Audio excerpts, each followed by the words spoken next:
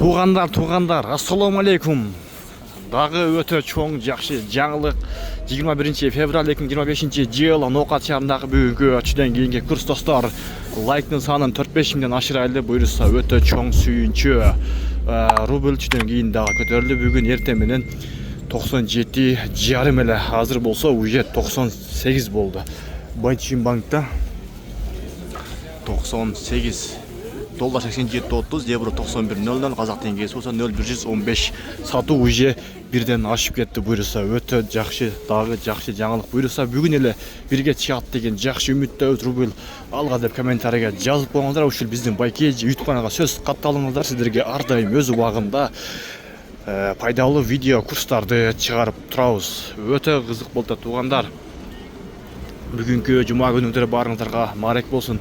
Бұл курстағы кинода одай болып кетті ғой. Кино ең қызық жеріне жеткенде бүтіп алатылы. Бұлдағы ошоға ұқшып өте қызық болды туғандар. Ақырын көтеріп отады. Доскарда банкта 98 сату болса 1 сом 0,15 екен туғандар. Доллар 87.30, қазақ теңгесі болса 0,122, евро 91 сом 50 тиын.